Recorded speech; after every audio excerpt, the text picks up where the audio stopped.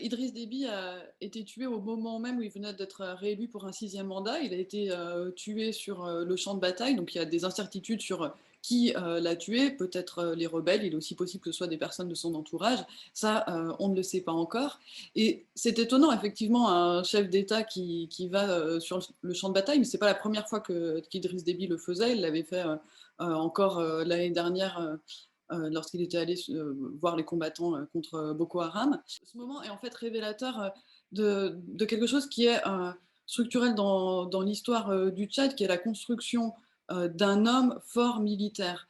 Il y a cette idée qui est très répandue, notamment dans certains cercles français, que pour gouverner le Tchad, il fallait un homme fort, autoritaire et militaire. Il valide son courage physique en étant sur la ligne de front. Et je crois que c'est un message qui porte plusieurs indications. C'est à la fois cette légitimation par rapport aux combattants, et puis cette idée aussi que ce qu'on a en face de nous, ce n'est pas une institution militaire, et je crois que c'est important de le noter parce qu'il y a aujourd'hui tout ce débat sur le devenir du CMT, hein, du Conseil militaire de transition. On n'est pas face à une institution militaire qui choisit ses dirigeants, on est face à des commandants, des chefs qui vont au combat, qui prouvent euh, leur courage et qui, parce qu'ils font ça, sont légitimes comme guide politique.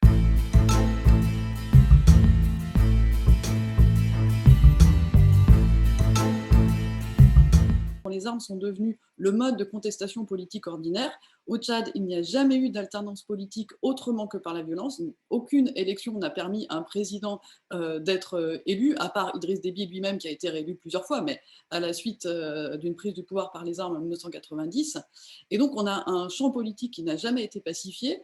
Il y a une opposition civile, il y a des organisations de la société civile qui veulent exister et qui en ce moment font tout pour être pris en compte, mais ces oppositions existent sans jamais avoir pu peser significativement sur la vie politique du pays. Euh, et l'autre point important pour expliquer cette centralité des rébellions au Tchad, qui remonte aux années 1960, c'est que c'est une histoire tchadienne, mais pas uniquement tchadienne.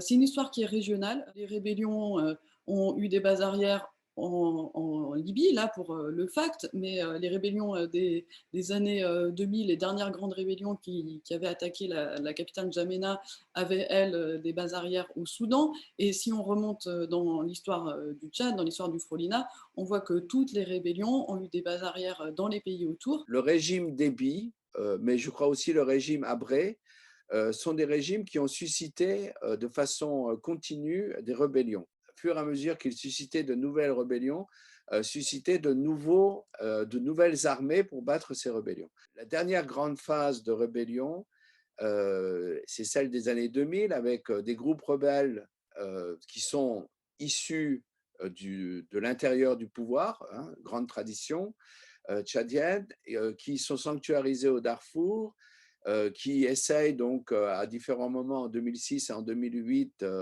d'aller sur N'Djamena, sont finalement battus grâce à l'aide décisive de la France. Et puis, cette normalisation des relations entre Omar el-Béchir et Idriss Déby qui fait que ces rébellions sont condamnées finalement à être désarmées si elles restent au Soudan, à rentrer au Tchad dans un énième accord avec Idriss Déby ou à partir ailleurs. Donc, ce qui va se passer dans les mois et dans les 2 ans qui suivent, c'est beaucoup de ces combattants vont en fait se retrouver en Libye. Pourquoi? Parce qu'il y a la crise, le soulèvement libyen contre Muammar Kadhafi. Et puis, ces gens vont s'installer à demeure là-bas en prêtant leurs services à différentes factions libyennes et puis en essayant de survivre dans le chaos ambiant, dans les activités également informelles, commerciales, transnationales. C'est des groupes qui, fondamentalement aujourd'hui, peuvent être décrits comme étant, disons, la grève de plusieurs choses de nature assez différente, des vieux rebelles de ces années, de la fin des années 2000, des gens qui les ont rejoints dans les années 2010 sur des bases peut-être souvent familiales, communautaires, et puis aussi des ressortissants tchadiens qui vivaient en Libye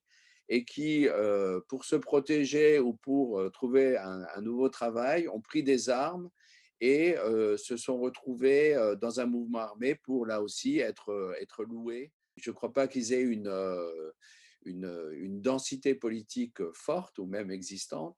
Je crois que c'est des groupes qui ont survécu dans le chaos libyen, qui certainement aujourd'hui se posent la question de leur retour au pays, surtout compte tenu de la mort d'Idriss Déby, mais dont les capacités militaires ne doivent pas être surestimées comme je le vois souvent dans la presse.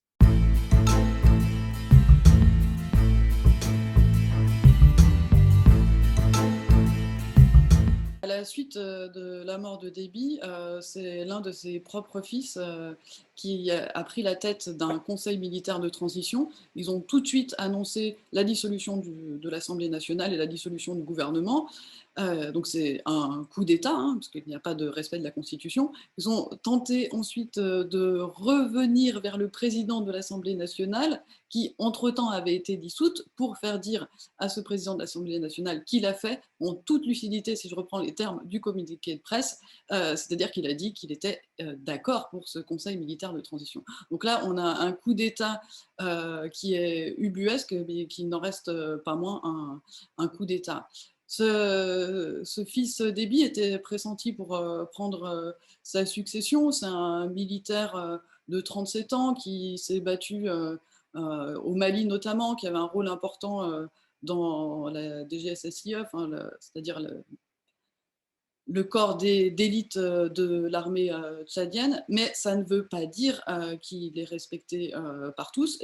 On a entendu hier un autre chef militaire très important, très écouté au Tchad, dire déjà qu'il ne reconnaissait pas Mahamat Idriss Déby, donc le président du Conseil militaire de transition, et ce CMT. Il y a aussi une communauté internationale qui a validé des choix politiques qui consistaient à empêcher la formation d'une véritable alternative politique civile au pouvoir d'État.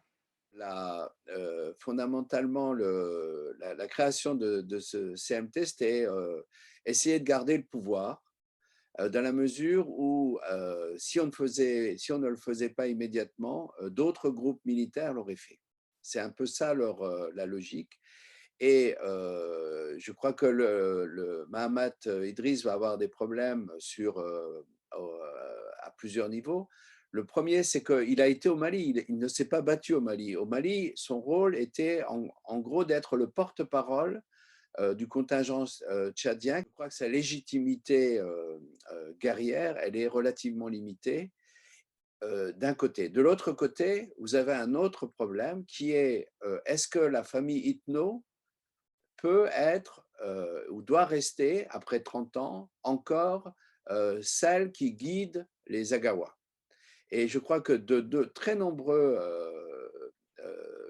militaires, mais aussi civils Agawas, pensent que bon, les Itno ont eu leur temps, maintenant c'est à quelqu'un d'autre. Sans doute un Zagawa, mais certainement pas le fils du père. Et puis il y aura le troisième aspect qu'on ne voit pas encore, qui est fondamentalement, disons, Déby gérer les compétitions, les rivalités entre différents groupes à l'intérieur des militaires ou à l'intérieur de son groupe ethnique, donc les Agawas, mais aussi d'autres groupes qui étaient associés au pouvoir, notamment ceux de son épouse, Inda. Évidemment, les Agawas et les militaires Agawas ont toujours été très hostiles à l'émergence de ce réseau d'influence commandé par l'épouse du président. Donc, je pense que ce réseau-là va avoir de gros problèmes dans les jours qui viennent parce qu'ils vont être complètement marginalisés et sans doute on aura des arrestations avec des confiscations de biens.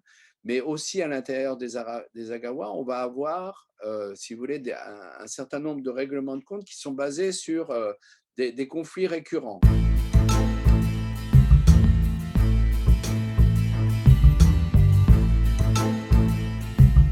Il y a une vie politique et sociale riche au Tchad. Il y a régulièrement des mobilisations, des manifestations, des grèves.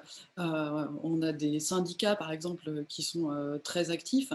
Et le problème est de se retrouver aujourd'hui avec toute cette vie politique qui cherche à s'exprimer et à exister. On a des communiqués des associations de la société civile depuis quelques jours qui veulent avoir un rôle dans ce qui serait un dialogue inclusif, mais ils vont avoir du mal à s'imposer, précisément parce qu'il y a cette trajectoire politique qui a fait des armes la clé du succès. Donc, tout ce qui pouvait être expression d'autres groupes, et ça date, disons, de 79, hein, pour le dire comme ça, et sans doute d'avant très largement, mais on peut penser que c'est 79 le grand basculement. Tout ce qui peut être organisation civile est fondamentalement affaibli par cette ossature militaire du pouvoir politique qui a existé évidemment très fortement sous Habré et qui existait également sous Déby.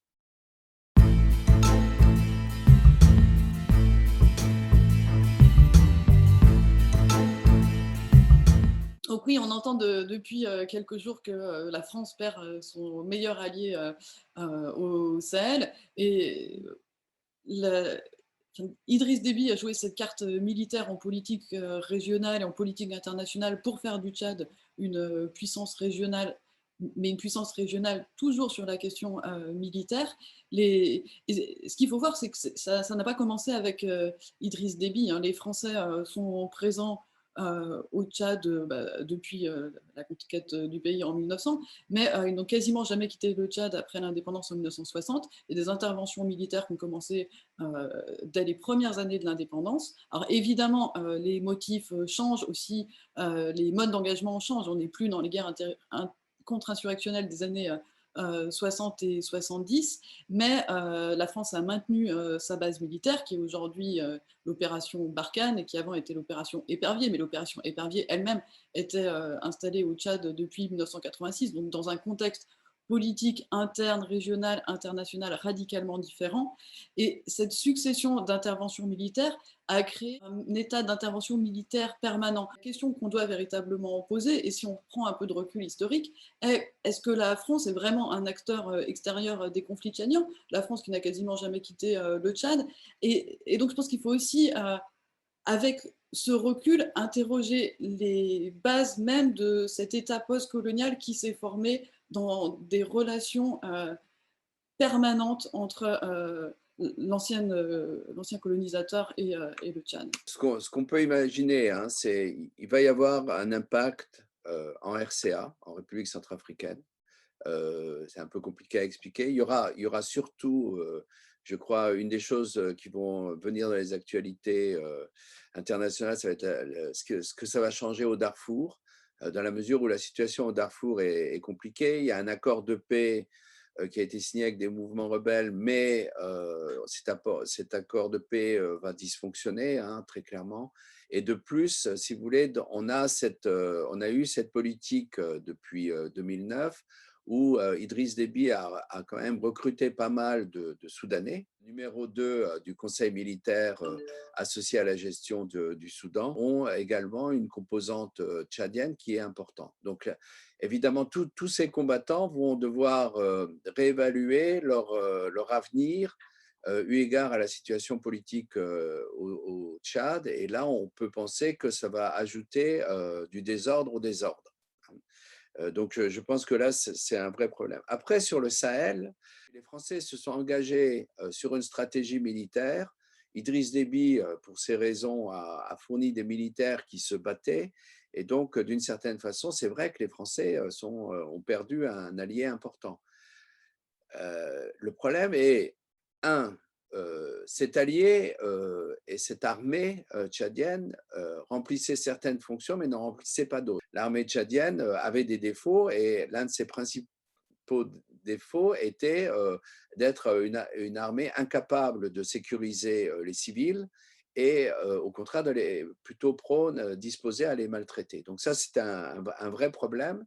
Et la deuxième chose qui est encore plus fondamentale, c'est que cette stratégie militaire française, après plus de 7 ans, on se rend compte qu'elle dysfonctionne complètement.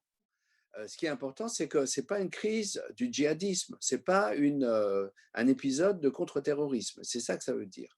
Et donc, si c'est des crises de gouvernance, ça veut dire qu'il faut des réformes des États et des réformes qui affectent, je dirais, les civils beaucoup plus que le comportement des militaires.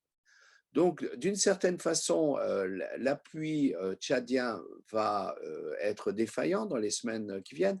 Pas forcément parce que le Tchad va retirer ses troupes, ils vont laisser des troupes au Sahel simplement pour avoir l'accord et le soutien français, mais parce que ces troupes n'auront sans doute pas le cœur à la tâche compte tenu des luttes pour le pouvoir à N'Djamena. La mort de Déby offrait la possibilité de repenser ou d'approfondir les changements qu'on semblait vouloir à Paris. Et en fait, on se retrouve face à des communiqués qui sont la reconnaissance explicite d'un coup d'État militaire dans une Afrique qui est quand même celle du XXIe siècle.